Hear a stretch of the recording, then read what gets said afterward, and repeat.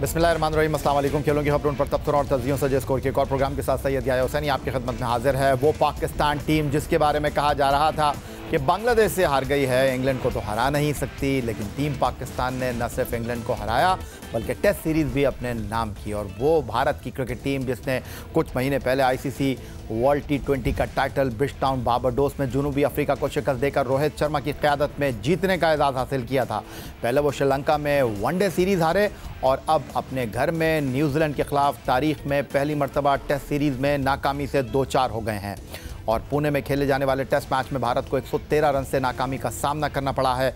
दूसरी तरफ टीम पाकिस्तान ने पिंडी क्रिकेट स्टेडियम रावलपिंडी में इंग्लैंड को तीसरे दिन 9 विकेट से शिकस्त देकर शान मसूद की क़यादत में टेस्ट सीरीज़ 2-1 से अपने नाम कर ली। कहते हैं कि जीत के बहुत दावेदार होते हैं लेकिन हार यतीम होती है, और टीम पाकिस्तान जीत गई है तो इस जीत के बहुत ज़्यादा दावेदार हैं। इस जीत में बहुत सारे लोगों का किरदार है, बहुत सारे लोगों का हिस्सा है जिसको नज़रअंदाज नहीं किया जा सकता। पाकिस्तान क्रिकेट बोर्ड के सरबराह अगर टीम पाकिस्तान की नाकामी पर हदफ तनकीद बने हुए थे, उनको तनकीद का सामना करना पड़ रहा था, तो इस जीत पर वो मुबारकबाद समेटने के भी मुस्तहिक है। दूसरी तरफ ख़ासतौर पर टीम पाकिस्तान के कप्तान शान मसूद, जिनकी क़यादत में टीम पाकिस्तान ऑस्ट्रेलिया में सफ़र शुरू करती है, 3-0 से हारती है, फिर बांग्लादेश से होम ग्राउंड पर 2-0 से हारती है, फिर मुल्तान में पहला टेस्ट मैच हारती है, और लोगों ने यह कहना शुरू कर दिया था कि नहीं, इनके बस की बात नहीं है। 6 टेस्ट मैच जीतकर उन्होंने तारीख़ रकम कर दी है। उन्होंने तारीख़ रकम की अपनी क़यादत में इंग्लैंड को 2-1 से बतौर कप्तान शिकस्त देकर। हमारे साथ गुफ्तगू के लिए मौजूद हैं पाकिस्तान क्रिकेट टीम के साबिक़ टेस्ट कप्तान राशिद लतीफ़ साहब, पाकिस्तान के लिए वनडे T20 और टेस्ट क्रिकेट में सेंचुरी स्कोर करने वाले अव्वलीन बैट्समैन अहमद शहजाद, रोज़नामा जंग कराची के senior cricket sports correspondent Abdul Majid Bhatti और test fast bowler Sikandar Bakht. Rashid Latif साहब, पाकिस्तान टीम की ये जीत इनके खिलाफ मानी रखती है क्योंकि पाकिस्तान ने कामयाबी ज़रूर हासिल की है, लेकिन इस जीत के बाद आप क्या कहेंगे पाकिस्तान को अब किस अंदाज में आगे बढ़ना चाहिए, इस जीत को किस तरह कैश कराना चाहिए, क्योंकि ये एक ऐसे वक्त में हमने जीत हासिल की है जब हम ऑस्ट्रेलिया, जनूबी अफ्रीका और जिम्बाब्वे जा रहे हैं। कैश नहीं कराने चाहिए, कैश कराएंगे तो फिर टीम वापस वहीं चली जाएगी जहाँ से शुरू हुई थी। तो हमें तैयारी करनी चाहिए ऑस्ट्रेलिया टूर की। मुश्किल ज़रूर है, लेकिन जो प्लेयर फ्यूचर के हैं, समझते हैं कि चैंपियंस ट्रॉफी में हिस्सा ले सकते हैं, उसके बाद इंडिया में T20 वर्ल्ड कप है उसमें हिस्सा ले सकते हैं, उनकी तैयारी शुरू हो जानी चाहिए। तो ये अच्छा मौका मिला है सिलेक्शन कमेटी को, स्पेशली आकिब जावेद को, और जो भी कप्तान आता है, शान मसूद होते हैं या रिजवान होते हैं या आगा साहब होते हैं, कोई भी कप्तान आता है उसको थोड़ी बहुत अथॉरिटी देनी पड़ेगी, क्योंकि बाहर टीम लेके जाना और इसका फ़ायदा भी उठाना, जो टेस्ट सीरीज जीती है, तो इसमें यंगस्टर को शायद ऑस्ट्रेलिया में थोड़ी सी मज़ाहमत ज़रूर होगी, लेकिन ट्राई करना चाहिए। यहीं से आप अपनी टीम को बिल्ड कर सकते हैं, बना सकते हैं फ्यूचर के लिए, स्पेशली आने वाली चैंपियंस ट्रॉफी और उसके बाद वर्ल्ड कप जो भारत में होने जा रहा है। अहमद शहजाद साहब, आपके पास 2 मेडल हैं। 2009 में जब Yunus Khan T20 world cup जीता, आप उस विनिंग स्क्वाड का हिस्सा थे। 2017 में जब पाकिस्तान विकेट कीपर सरफराज अहमद की क़यादत में वर्ल्ड चैंपियन बना, तो आप उस विनिंग टीम का हिस्सा थे। और जो पाकिस्तान ने विनिंग परफॉर्मेंस दी अगेंस्ट इंग्लैंड, इसमें हर खिलाड़ी ने अपना कहीं ना कहीं किरदार अदा किया है। अगर सलमान आगा यहाँ पर बतौर बैट्समैन जिम्मेदारी ना ले सके, तो हमने देखा कि सऊद शकील ने बहुत अच्छे अंदाज में चिप इन किया, नोमान साजिद ने उनका भरपूर साथ दिया। फिर उसके बाद अगर हम देखें बॉलिंग में पूरी जांफिशानी का उन्होंने मुजाहरा किया। इंग्लैंड की पहली इनिंग के टॉप स्कोरर जेमी स्मिथ को आउट किया जाहिद महमूद ने। तो एक टीम एफर्ट आपको नज़र आई, और हमने उन खिलाड़ियों के साथ इस सीरीज़ में कामयाबी हासिल की जिनको शायद हम कहीं रेट ही नहीं कर रहे थे। तो आप इस जीत के ऊपर, एक कंबाइन एफर्ट के ऊपर क्या तबसरा करना चाहेंगे? देखिए, जो परफॉर्मेंसेस थी वो 3 प्लेयर्स की तरफ से आई। वो एक सऊद शकील है, बॉलिंग के अंदर नोमान और साजिद, और फिर बैटिंग के अंदर भी सऊद शकील ने जब सेंचुरी की उसके अंदर भी नोमान और साजिद। तो हमें नुमाया परफॉर्मेंसेस 3 प्लेयर्स की तरफ से नजर आई। जी, टीम जेल होकर जरूर खेली।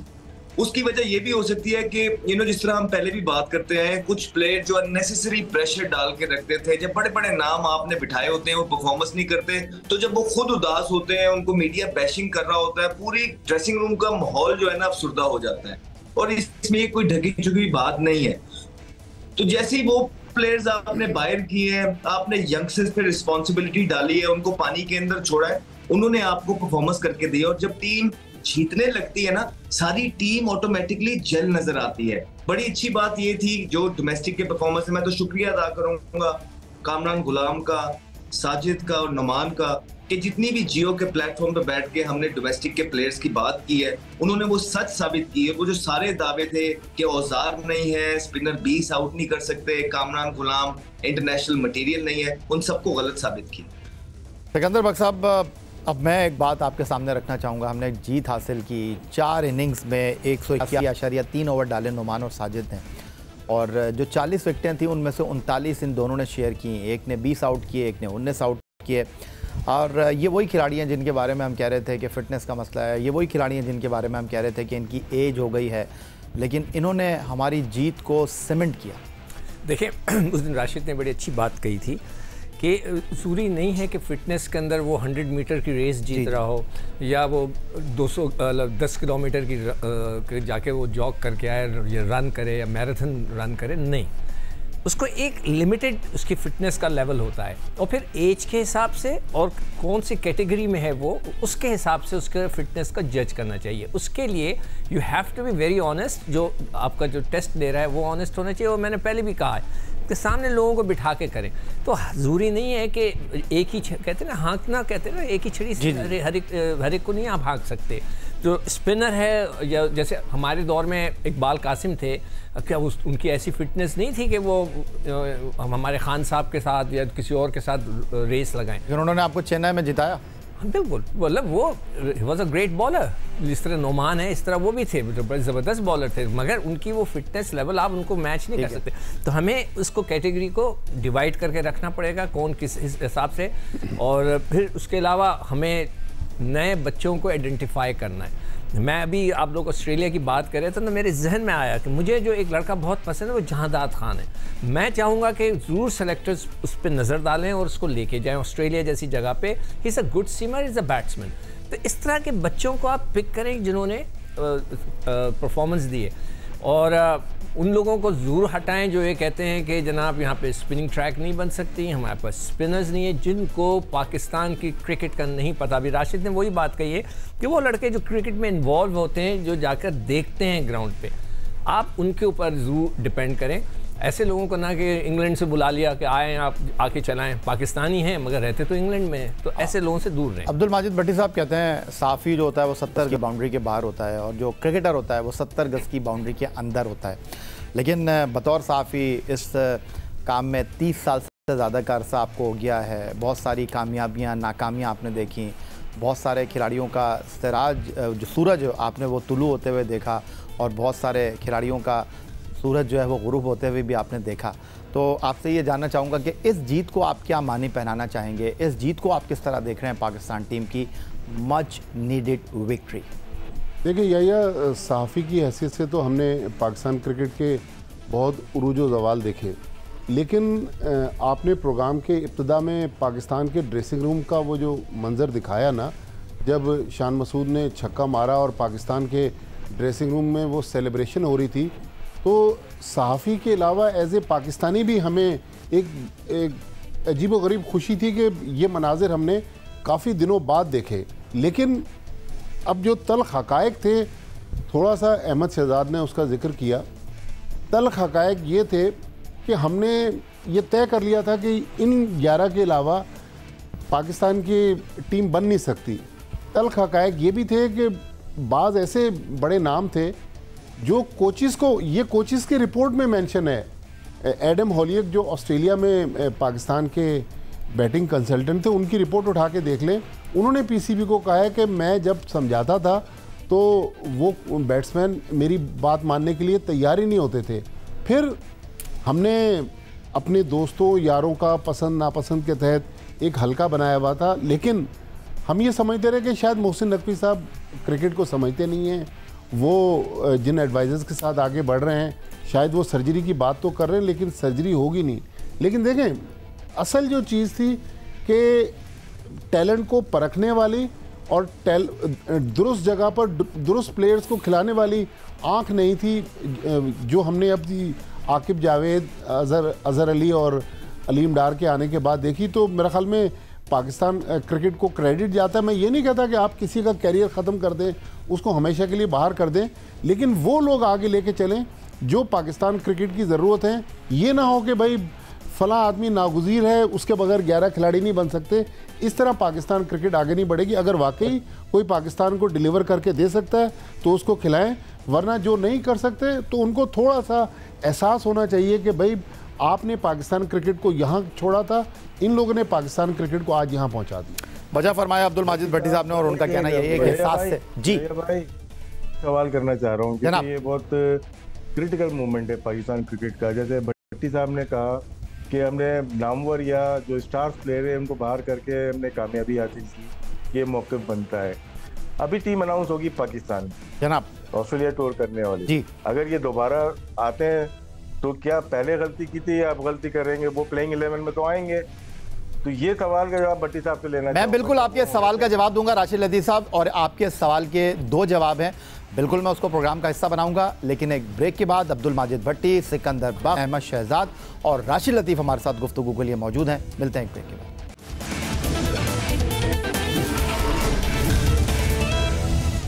पाकिस्तान ने एक बार फिर इंग्लैंड को होम ग्राउंड पर नाकामी से 2-4 कर दिया है। नोमान अली, साजिद खान, सऊद शकील की शानदार वलवला अंगेज़ कारकर्दगी के साथ, और एक ऐसे वक्त पर जब पाकिस्तान ने इंग्लैंड को होम ग्राउंड पर 2-1 से हराया।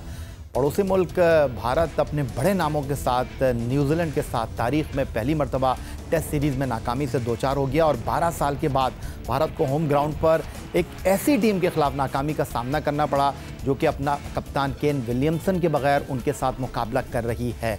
और दूसरी तरफ भारत की टीम में रोहित शर्मा, विराट कोहली, KL राहुल जैसे बड़े बल्लेबाजी के नाम मौजूद हैं। और हमने जब शिकस्त दी इंग्लैंड को मुल्तान के पहले टेस्ट मैच में 556 रन का पहाड़ खड़ा करने के बाद, तो हमने अपनी टीम में ऑपरेशन क्लीन अप किया। हमने टीम से ड्रॉप किया कप्तान बाबर आजम को, हमने टीम से ड्रॉप किया शाहीन आफरीदी को, नसीम शाह को, और फिर नताइज भी हमें मिले। अब यहाँ पर 2 चीज़ें हैं, और वो 2 चीज़ें ये हैं, कुछ लोगों का ख्याल ये है कि ये जो है ये वक्ती कामयाबी है, ये हमने हालात व वाक़यात के साथ कामयाबी हासिल की है। कुछ लोगों का ख्याल ये है कि अब आपको अपने सीनियर्स को आराम देना चाहिए। लेकिन ब्रेक से पहले अब्दुल माजिद भट्टी का ये सवाल था कि फॉर्म टेम्परेरी, क्लास परमानेंट। उनका कहना यह था कि आपने बड़े नामों को बाहर बिठाया, उन खिलाड़ियों को मौका दिया जो डोमेस्टिक क्रिकेट में कारकर्दगी दिखाकर आपके दरवाजे पर दस्तक दे रहे थे, और उन्होंने अपनी कारकर्दगी से पाकिस्तान टीम के लिए जीत के दरवाजे खोले। लेकिन राशिद लतीफ़ साहब का कहना यह है कि जब हम ऑस्ट्रेलिया के लिए टीम अनाउंस करने जाएंगे तो क्या हम उन पुराने ट्राई एंड टेस्टेड नामों को एक बार फिर टीम में लेकर आएंगे और फिर हम एक बार फिर पीछे मुड़कर देखेंगे? तो राशिद लतीफ़ साहब, आपके इसी सवाल को मैं कंटिन्यू करूंगा। आपने जवाब माजिद भट्टी से मांगा था, मैं उनके सामने ही रखूंगा। 2 राय इस वक्त सामने हैं, और वो ये है कि ऑस्ट्रेलिया के खिलाफ हम अपनी स्ट्रेंथ के साथ जाएंगे, बट जिम्बाब्वे के खिलाफ जब हम 3 वनडे 3 T20 खेलने के लिए मैदान में उतरेंगे तो वहां पर हम ज़्यादा से ज़्यादा नए खिलाड़ियों को मौका देंगे, क्योंकि उसके बाद अगली सीरीज़ हमारी जनूबी अफ्रीका से जनूबी अफ्रीका में है, test, one day and T20। Majid Bhatti साहब देखें, यह राशिद भाई, ऑस्ट्रेलिया की कंडीशंस आपने तो बहुत क्रिकेट वहाँ खेली है, दुनिया में सबसे मुश्किल कंडीशंस हैं। बड़ी बड़ी टीमों को वो अपने ग्राउंड पर खेलने नहीं देते, और ख़ास तौर पर बैट्समैनों के लिए बहुत मुश्किल होती है। बॉलर्स भी अक्सर हमने देखा है, बड़े बड़े बॉलर्स स्ट्रगल करते हुए नज़र आते हैं। तो ठीक है, इनको आप सिलेक्ट करें, 3 वनडे मैचेस खिलाएं, लेकिन T20 टीम में मेरे ख्याल में छोटा फॉर्मेट है, उसमें थोड़ी सी फ्लेक्सिबिलिटी रखें। लेकिन अगर खुदा न खास्ता बाबर आजम वनडे में परफॉर्म नहीं करते अगेंस्ट ऑस्ट्रेलिया, तो फिर हमें सोचना पड़ेगा कि जब मुश्किल कंडीशन में मुश्किल टीम के ख़िलाफ़ आप स्कोर नहीं कर पा रहे, तो फिर हल्की टीम के ख़िलाफ़ जो है वो हमें अपने नए प्लेयर्स को मौका देना होगा। लेकिन टेस्ट मैचेस का अब ये है कि अब हमने जनवरी में जाके साउथ अफ्रीका से खेलना है, उसके बाद फिर वेस्ट इंडीज़ से होम सीरीज़ है, उसके बाद फिर 7 महीने का गैप है। तो अब ये जो हमारा थिंक टैंक है, जिसमें जैसन गिलेस्पी कहते हैं कि जी मेरा तो अब इतना रोल नहीं है, इसके लिए भी अब टेस्ट केस है कि ये तो आपने आज यहाँ पर एक अच्छी जीत रख ली, अब ज़ाहिर है हमारी मेमोरी बहुत शॉर्ट है, हम 2 दिन बाद ये जीत को भूल जाएंगे। सवाल साबिक कप्तान राशिद लतीफ़ का, जवाब अब्दुल माजिद भट्टी का। सिकंदर बख्श साहब भी अपना इनपुट डालना चाहते हैं, लेकिन मुस्कुराहट है अहमद शहजाद की। तो अहमद शहजाद साहब, मुस्कुरा तो आप कोई शरारत बात पर कोई शरारत करना चाह रहे हो? ये तुम इतना जो मुस्कुरा रहे हो। नहीं, बड़ा अच्छा सारी चीजें कवर की हैं। राशिद भाई का भी बड़ा वैलिड सवाल है। राशिद भाई ने क्वेश्चन ये किया है कि क्या राशिद भाई ने खाना भी खाया है और मीठा भी खाया है, तो राशिद भाई सवाल तो करेंगे ताज़ा। हाँ, नहीं खिलाया भी है। तो बात मेरा जो इसमें एक ओपिनियन है वो ये है, देखें कि जो भी है बाबर आजम स्पेशली जो हैं उनकी ओडीआई फॉर्मेट में बहुत जबरदस्त परफॉर्मेंसेज हैं और आपके सीनियर प्लेयर हैं। होता यह है कि जब आप टीम से ड्रॉप हो जाते हैं ना, तो आपका वो जो ईगो है वो टूट जाती है। आप घर बैठते हैं, फैमिली के साथ टाइम स्पेंड करते हैं, आपको मौका मिलता है देखने का। एक तरफ ये हो रहा होता है कि जब आपकी टीम हार रही हो, आप घर बैठ के देख रहे हो, तो आप फिर उसी ईगो में रहते हैं। लेकिन जब जीत जाए तो फिर आपको पड़ जाती है कि नहीं यार अब मुझे परफॉर्मेंस करनी है।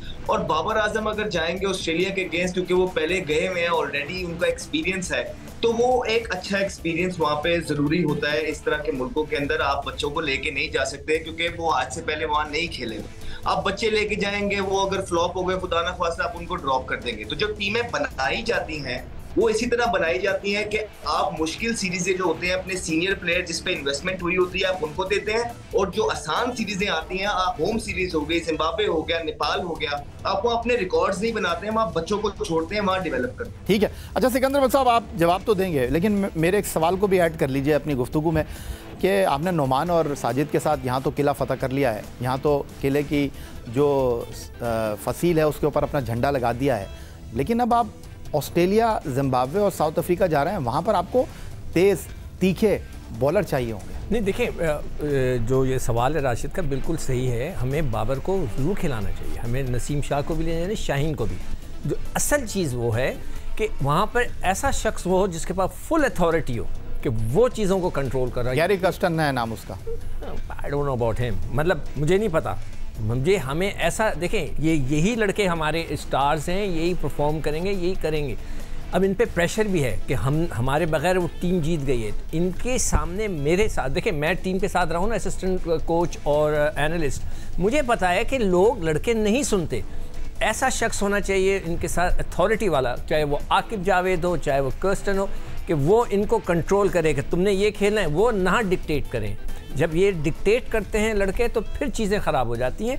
इनको डिक्टेट करने ना दें, मगर जिम्बाब्वे के ख़िलाफ़ आप 100% इन सारे सीनियर्स को रेस्ट दें और 100% ऐसे लड़कों को लेके जाएं कि जो कि हमारे कहते हैं ना नॉकिंग ऑन द डोर, ऐसे लड़कों को लेके जाएं ताकि हमें फ्यूचर में मदद मिल सके। राशिद लतीफ़ साहब बड़े फॉर्म में चल रहे हैं आप और सवालात भी कर रहे हैं आप। अब मेरा एक सवाल आप भी सुन लीजिए, क्योंकि पाकिस्तान क्रिकेट टीम को आपने बतौर कप्तान लीड भी किया है। पाकिस्तान के डोमेस्टिक क्रिकेट में भी आपका बड़ा जो है वो काम रहा है। मुझे ये बताइएगा कि हमने तो ये देखा है कि जब पाकिस्तान टीम जीतती है तो खिलाड़ी डोमिनेट करते हैं, जब टीम हारती है तो क्रिकेट बोर्ड जो है वो फिर अपनी पावर को जो है वो मनवाने की कोशिश करता है। लेकिन इस जीत में एक फ़र्क है, टीम जीती है लेकिन यहाँ पर बोर्ड डोमिनेट कर रहा है, क्योंकि बोर्ड ने ऐसे फैसले लिए, ऐसे बोल्ड डिसीजन लिए जिसकी वजह से ये जीत मुमकिन हुई। तो अब आप इस जीत के बाद आगे का मंजरनामा किस तरह देख रहे हैं? मैं यही आपकी इजाज़त से थोड़ा राशिद भाई, मैं भी आपसे एक सवाल पूछना चाह रहा हूँ। आप इस्लामाबाद में जहाँ रहते हैं उसके करीब करीब पाकिस्तान की किस्मत के भी फैसले होते हैं, लेकिन आपकी चिड़िया मुझे पता है कि पीसीबी हेडक्वार्टर में भी है, तो ज़रा खुल के आएँ, ज़रा आप भी बताएं कि होने क्या जा रहा है।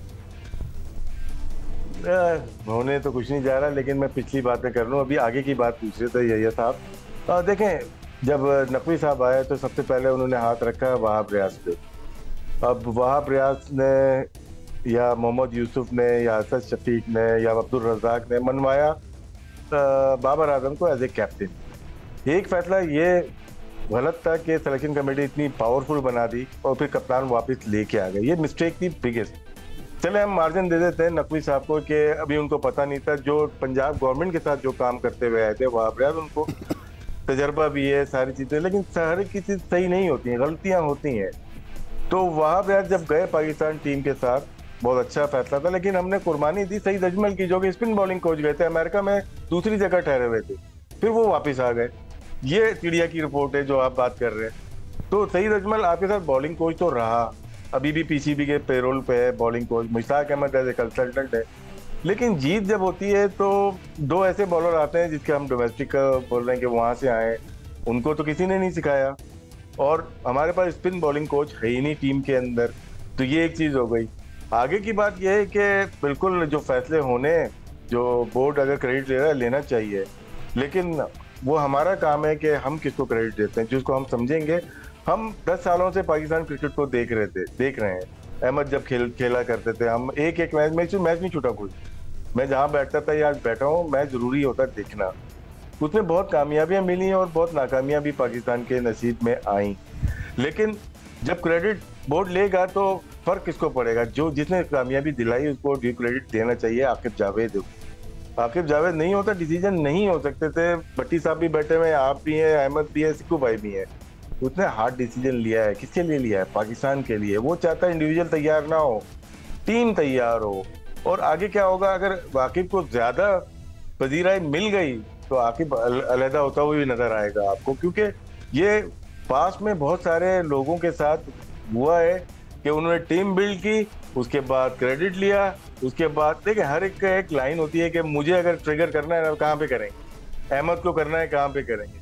तो बोर्ड को तरीके आते हैं। मैं नहीं चाहता कि ऐसा हो, लेकिन इस वक्त की पोजीशन पे जो है पाकिस्तान क्रिकेट में अभी जो था, ये 2 मैचेस में पिच की कंडीशन पे आकिब को क्रेडिट पीसीबी को देना चाहिए। खुद भी लें लेकिन आकिब, लेकिन इसी को हल ना बना लेंगे कि सोल्यूशन आ गया हमारे पास। नहीं, अभी ऑस्ट्रेलियन टूर है, वहां पे अगर खुदा ना खास्ता बुराई आती तो वो भी आकिब को देंगे हम ना, वो हम बोर्ड को थोड़ी देंगे कि ये गलतियां की, वो गलतियां की, ये नहीं करना चाहिए था। लेकिन फिर भी आज पाकिस्तान जीती है तो ज्यादा क्रिटिसाइज नहीं कर सकते, लेकिन सवाल ऐसा था जिसका जवाब देना जरूरी था। अब एक बात है, वो मैं सवाल किसी के साथ नहीं करना चाहूँगा, लेकिन सिर्फ कहना ये चाहूँगा, शायर कह रहा है कि वो मेरे नसीब की बारिश है, किसी और छत पे बरस गई। क्योंकि बतौर कोच कामयाबी तो हासिल की है जेसन गिलेस्पी ने, लेकिन वो शिकवा कर रहे हैं, वो गिला कर रहे हैं कि क्रेडिट सारा आकिब जावेद की किटी में जा रहा है। इसीलिए वो कह रहे हैं ये मेरे नसीब की बारिश है, किसी और छत पे बरस गई। पाकिस्तान ने इंग्लैंड को 2-1 से हरा दिया। बारिश बरसों, हादसा एकदम नहीं होता। यार आप लोग क्या सब बसों के ऊपर पढ़ते हैं? वक्त करता है परवरिश बरसों, हादसा एकदम नहीं होता, राशिद लतीफ़ साहब फरमा रहे हैं। और ये शायद बेन स्टोक और अब ब्रेंडन मैककलम एक दूसरे से बात कर रहे होंगे। और शुएब बशीर जो थोड़ी बहुत उर्दू जानते हैं, क्योंकि उनका एक कोट में कहीं देख रहा था, वो कहने लगे जब मैं बैटिंग करने के लिए गया तो मोहम्मद रिजवान ने कहा कि यार अब जो है उर्दू में बात नहीं करना क्योंकि इसको उर्दू आती है। तो अब इस तरह की गुफ्तगू भी होगी।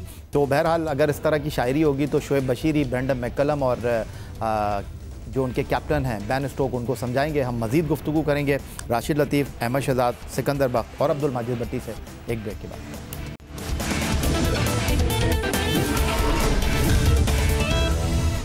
चलें प्रोग्राम के इस आखिरी हिस्से में थोड़ा सा बात कर लेते हैं। पाकिस्तान की टीम का अनाउंसमेंट होगा तो फिर उसके ऊपर भी एक भरपूर प्रोग्राम करेंगे अपने तबसरा निगारों के साथ, तज्जियाकारों के साथ। लेकिन अहमद, जिस तरह भी थोड़ी देर पहले मैंने सिकंदर बख्श के सामने ये सवाल रखा था कि अब हमने स्पिन पिच बनाकर स्पिनर्स के साथ ट्रैप तो कर लिया है इंग्लैंड को होम ग्राउंड के ऊपर, लेकिन ऑस्ट्रेलिया, जिम्बाब्वे, साउथ अफ्रीका में हमें अपने तीखे बॉलर्स पर इन्हिसार करना होगा। और ऐसा नहीं है कि आपके पास तीखे तेज़ बॉलर नहीं है, आपके पास हैं, लेकिन आपको सही टीम का इंतखाब करना होगा।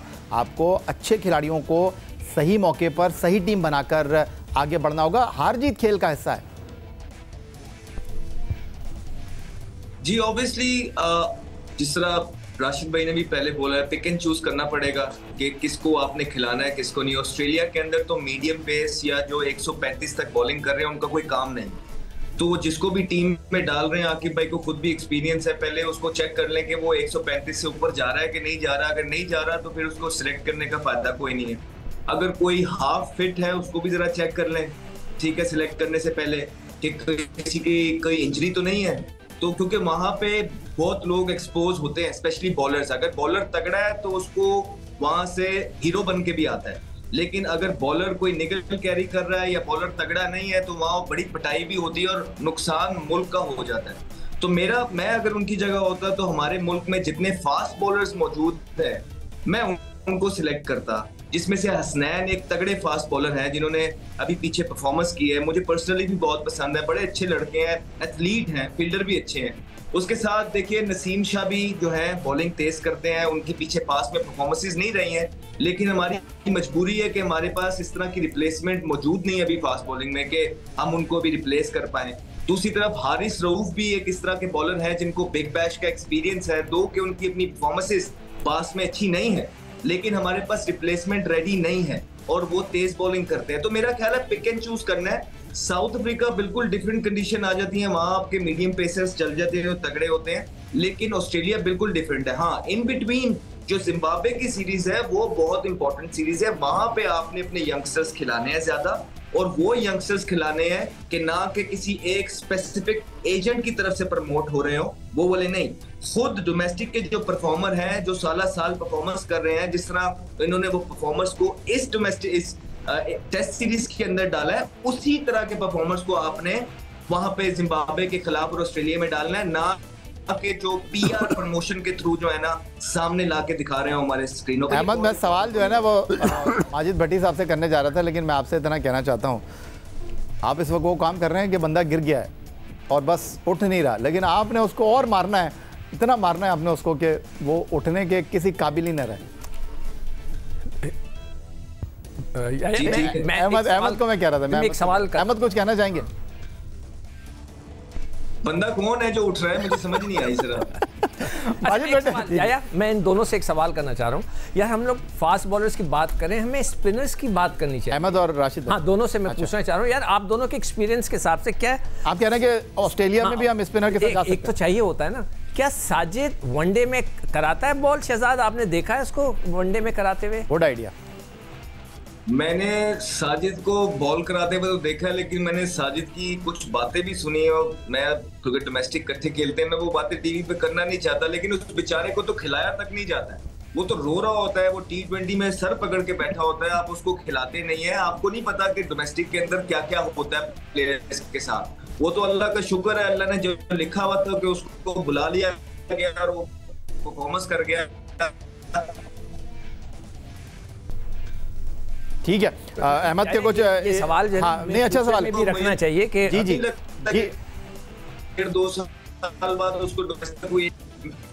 मेहरान मुमताज है, ये मेहरान मुमताज की जो बात हो रही है आजकल, देखिए मैं उसके सामने, हम चाहते हैं कि यंगस्टर्स आगे आए, लेकिन मेहरान मुमताज के अंदर वो फर्क नहीं है, ना वो जो लेफ्ट आर्म स्पिनर अपनी मर्जी से बॉल एयर के अंदर खींचता है, वो जो टेप, ठीक है, वो जो गाइल है जिस तरह एक तगड़े लेफ्ट आर्म स्पिनर में होता है, वो नहीं है। आके तेज तेज बॉलिंग करते रहते हैं वो स्टंप के अंदर, वो कोई भी कर लेता है। आपके पास इस टाइम डोमेस्टिक के अंदर, ठीक है, आप ये जो आपका फैसल अकरम एक बॉलर है, उसको उसके ऊपर काम हो सकता है, वो विकेट टेकर बॉलर है, वो बीच में लूज बॉल जरूर कर सकता है, कर देता है, लेकिन वो विकेट लेता है, जब अच्छा बॉल करता है तो उसका हाथ से पड़ना आसान नहीं होता। दूसरा एक बॉलर है जिसको हमारे कुछ आज पास के अंदर जो करते धरते थे, जो जिसको मर्जी दिल करता था कि उसके डिसिप्लिन पे बातें लगा देते थे, मोहम्मद असगर, वो एक ऐसे लेफ्ट आर्म स्पिनर है कि जो कि अपनी मर्जी से बॉल करते हैं, जिनका कंट्रोल है, फ्लाइट तेज, बैट्समैन को रीड करना, गेज करना। देखिए हम क्रिकेटर्स हैं,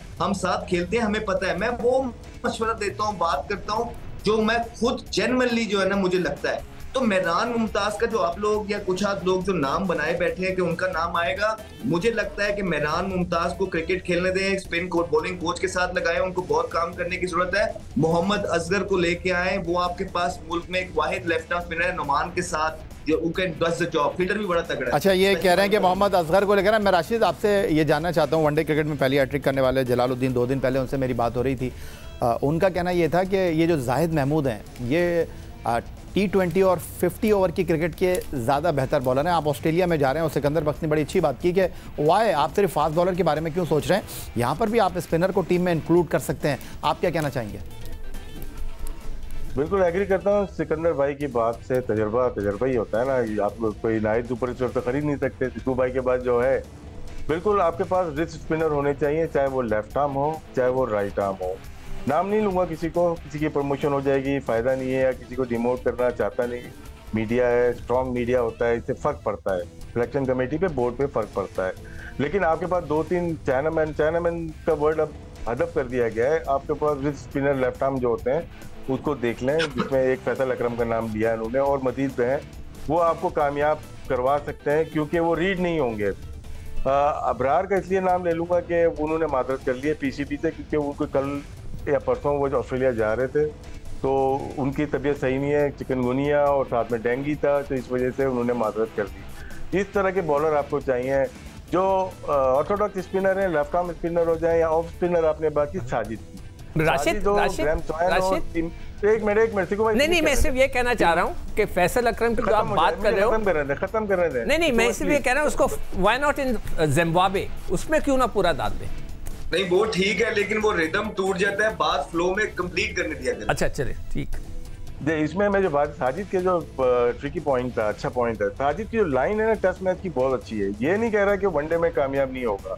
ग्राहम स्वाइन को देखें, ऑफ स्टंप के बाहर से आता है, और नेथन लाइन ऑफ स्टंप के बाहर से आता है, अश्विन ऑफ स्टंप के बाहर से आता है, साजिद ऑफ स्टंप के बाहर से आता है, जिसको रन करना हर बॉल पे आसान हो जाता है। टेस्ट मैच में आपको डिफेंस करना पड़ता है, अमूमन उस बॉल को डिफेंस करना ब्रेक में मुश्किल हो जाता है, तो वो स्लॉट में बॉल आ सकती है। ये नहीं बोल रहा कि बिल्कुल राइट ऑफ कर दें, आपको मिडिल और लेग वाला ऑफ स्पिनर चाहिए।